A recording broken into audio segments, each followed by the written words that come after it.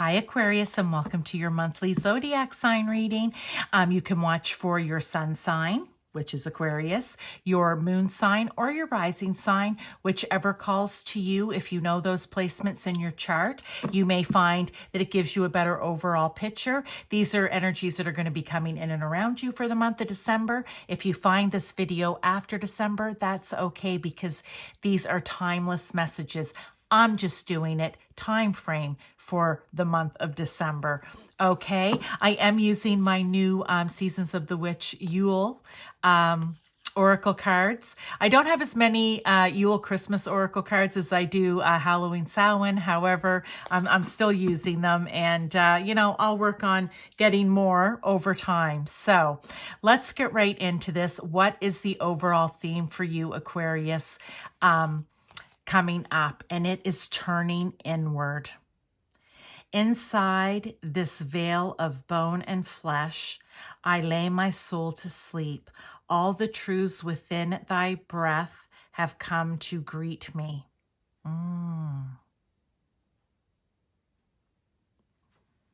Okay, very interesting. With the Eight of Cups. I don't know. I saw the 40, I believe that's a 40, so a 40. And I'm just like, that's really the fourth house. It makes me think of, your home, your family, your ancestry, nurturing yourself, okay? It's self-nurturing, it's self-care, it's your inner emotions and security. And I feel like maybe the energy this month is really wanting you to go inward.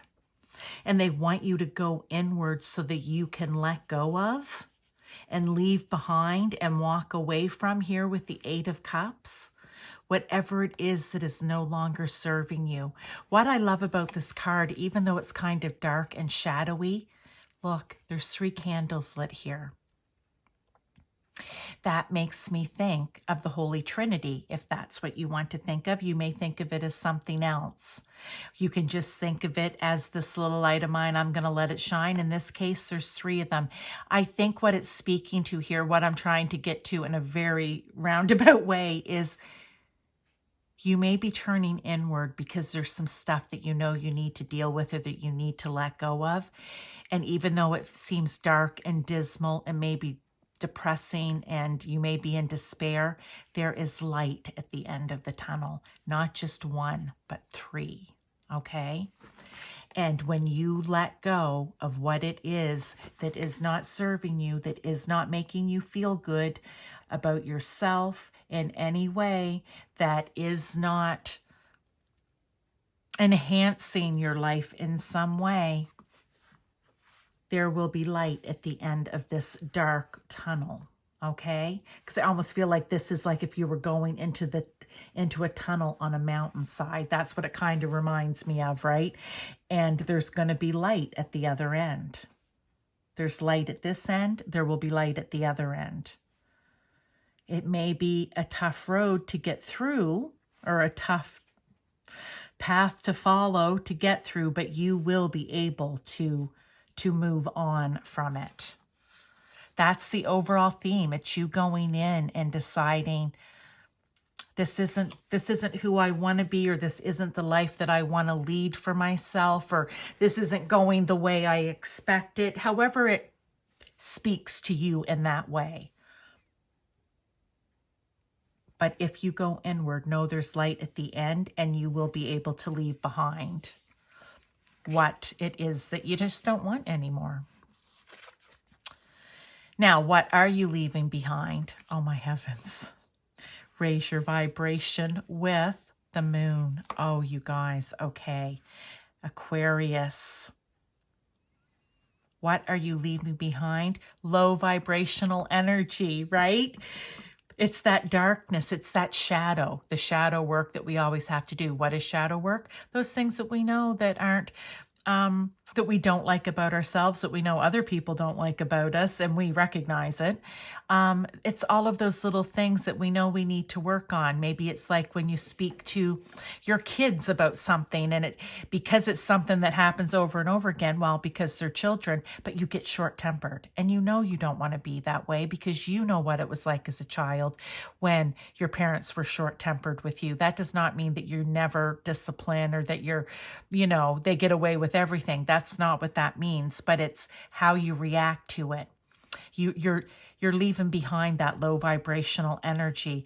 You're leaving behind, for some of you, it may be with the moon here. I mean, again, the moon rules the 4th house and Cancer. So again, it's maybe not feeling that you're enough, right? Not feeling secure in yourself or just in general. It's leaving that low vibrational energy behind. But with the moon, I always want to go, and I don't know why, but it's the way I read, and it comes every time. For some of you, it could be any type of addictions or any type of self-sabotage or any type of escapism that you like to do. Maybe you're the great Houdini. When it comes to a problem, you can worm your way out of anything, right? You're leaving that low vibrational energy and behavior behind, and you're stepping it up. And you're going to feel, that's the thing about this, you're going to feel a pull to maybe start working on that stuff coming up, right? What is entering into your life? And we have storm. As within and so without, there are storms a-coming, a change without doubt. I love that. With the High Priestess. Oh. Okay. So you may look at this and go, what? Storm's coming. That's entering into my life. I thought I'm raising my vibration. Yes, you are. And because you are, things are changing. That storm is going to, think of it like a tower moment, maybe. Maybe something's going to happen. Maybe it's already happened that's going to get you thinking in this way, like I've got to start working on some stuff and doing better for myself, or yeah. And that's the storm. And on the other side of the storm is you being able to walk away from this, you being able to love and nurture yourself. And with the High Priestess, well, she is just all-knowing. The High Priestess is tuning into your intuition. And see how there's the moon here, and see how there's the moon here. And I just love that it feels like a princess, a queen, whatever you want to call it in both cards. This is you going within. This is you being self-aware, you knowing yourself, you working in your divine feminine energy. Doesn't matter what gender you are. We all have divine feminine and divine masculine energy within us. And it's you really pulling on that and working on it and using your intuition to help you work through it. Ooh, I love that message. Okay, what is to come regarding wealth? Claim your boundaries. Okay. With 10 of good cheer, or the 10 of cups. So what this 10 of Cups says right away is this is going to be successful. So whatever is coming in, if you're willing to set up boundaries or claim your boundaries around your money, your abundance, your material possessions, whatever it is, you will be successful. Now, what are the boundaries that you need to claim around it? I don't know. It will be different for each of you, but let's just say what's coming in. Okay, so what I'm seeing is, say you're married and you and your spouse are not agreeing on how you should maybe save for your retirement, save for your future, how you should just save in general and not overspend. And you're both working. Okay, so this is just what's coming in. So this could be very important for someone, but also take the message from this and apply it as it is to you, if it can be applied, right? One of you may make more money than the other, but as long as you're both contributing equally being what it is that you make. Based on that, you contribute equally to everything, then one of you doesn't have counsel or all I could see was a king. One of you isn't the ruler over the other, right? You both get to decide how that's going to happen. It isn't a one-sided, gosh, sometimes I have a hard time getting this out when I'm seeing the pictures in my head, or like the story coming out in my head and it's not coming out well in words. If you are both equally contributing, if you're both doing the best that you can, one person doesn't have the right to tell the other that they have to give or contribute more, or I don't have to contribute as much as you because I make more than you. I don't know that, or I don't have to contribute as much of it should be by percentage, right, of my bring home pay because I make less. No, this is a partnership, I feel, and because there's two people here and there's kids up here, it's what's going to be best for you. If you have a family, however, whatever your situation is, you need to claim boundary. You both need to be very clear on what it is that you're doing to increase your wealth, your abundance, what will overall benefit your relationship, your family. If it's just two of you and a dog, that's your family, right? But that is what's going to help you. I think that somebody's going to have to sit down and set some boundaries. And maybe it's both of you, but you work it out. What's coming in relationships? Silent night. We have, and 3 and 2 is 32 is a 5. So if by night the world should sleep, a sleep so deep the silence be deafening, there would sound nothing at all nothing would sound. With the death card, and I said change, right? The death card is death and rebirth. The death card is getting rid of what isn't serving you so that something new can come in or be reborn. So for some of you, you may have just come out of a relationship. Know that that change was necessary, that there will be a new beginning, a new rebirth for you. For some of you, it may be the relationship that you're in now, and this can be personal, romantic, with people you work with. You take it how it resonates, how it applies to your life, or if it even does at all. Not everything may apply, right? You just may get little tidbits from here or there that apply in a reading. That's why I also suggest that you can watch your rising or your moon sign as well. Some of you need to have this little bit of a quiet time out from relationship right now. Maybe some of you have been having this for quite a while. I think this is a message. Take a little more time. The rebirth is going to come. There's going to be light at the end of the tunnel. You just need to take a little more time. For some of you, it might be that you need to leave the relationship, in whatever type of relationship it is, in order to find the silence, in order to move on from what isn't serving you. We've been talking about this since the beginning of this reading, into what will. Okay? But again, you take it how this applies to your life, if it does at all. Like I said, not every card in every reading is going to be about you. And sometimes every card in every reading is going to be about you. It depends on what Spirit has in store, what messages he has for you at this time, okay? Because this is collective. So let's look at personal growth, what is to come. Call on your runners. So the lady who created this deck, she says we all have runners. They're the group of angels up there, and earth spirits. They're a bit of everyone, okay? We'll just call them spirit, God, source, universe, and everything that comes with that of love, light, and highest vibration. And if you call on them, and she swears by it, her name is Sonia Choquette. You may want to look her up. She swears by, you call on those runners, they will help you find parking spots. It's the little things in life, right? They'll help you find the best flight deal. If you get bumped from a flight, they'll get you, there was a reason for that, and you'll get on the next flight, which is going to somehow benefit you. Like, these types of things have happened in her own personal life, and she writes about it and talks about it a lot with the Seven of Candles, or the Seven of Wands. So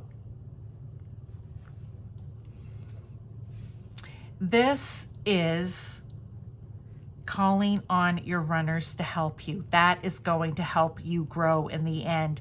Being in relationship, working with spirit, okay, is going to help you. It's going to help you with the Seven of Candles here, to stand firm in your beliefs, to know that you are inspired and you have passion about things, and that it's okay for you to be you. And I just feel by calling on your runners or calling on spirit here, they are going to help you navigate through this. I don't know, there could be something coming up in your life where you find yourself on a stage and maybe not everyone agrees with you. Call on those runners to help navigate whatever this is smoothly. The best for everyone involved. But work with spirit. That's what's going to help you in your personal growth. And for some of you, the Seven of Candles came out because it may be a situation that you may come up against in the next few weeks, months, okay? So let's get some tarot for clarification, confirmation, further guidance, Aquarius. This was a nice reading, always work to do. And you know, the thing is, with everything that's going on in the world, it's all easy for us to sit back and look at all the different, I love using Karens as an example, all the Karens just standing out there, you know, doing whatever. And we all look at them and go, oh my heavens, how awful, how rude, how whatever. But how many times are we doing the same kind of thing, just not maybe in the same way? Spirit right now, with the way things are going in the world, is we all need to heal ourselves from the inside out. And in turn, we help to heal others. And that is what is going to change things. And I know that it's hard for people to wrap their heads around, but it is the honest to heaven's truth. Mrs. Claus, just another card in this deck. I was talking about one of my other decks had a card that was not tarot related. And I was like, is that just for me? Or is that, will I use it in the deck?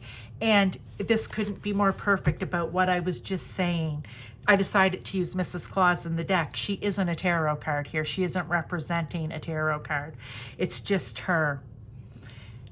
Look at all of these little elves around her. They are of different nationality, of different race, different religions. They are all different.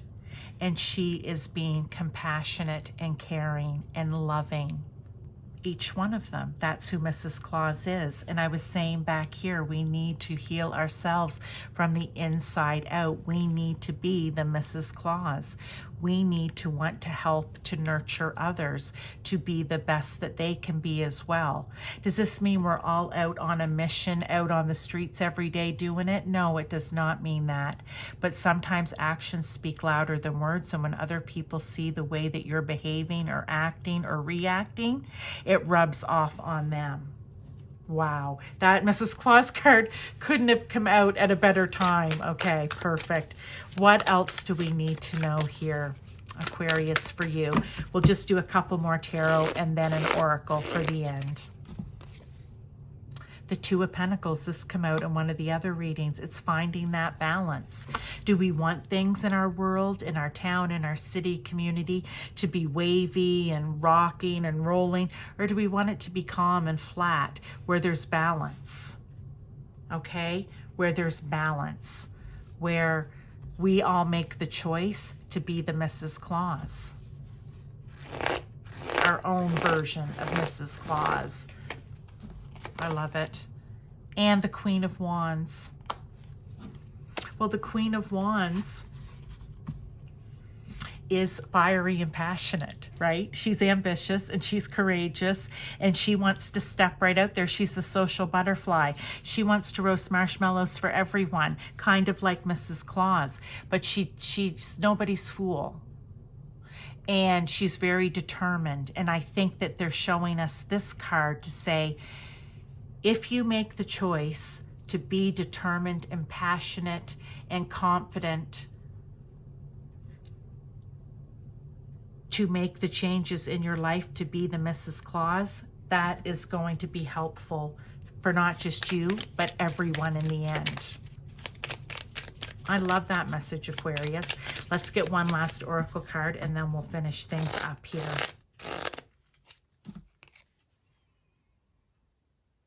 Make gentleness a habit. Do I need to say anything else? When the cards are talking, the cards are talking.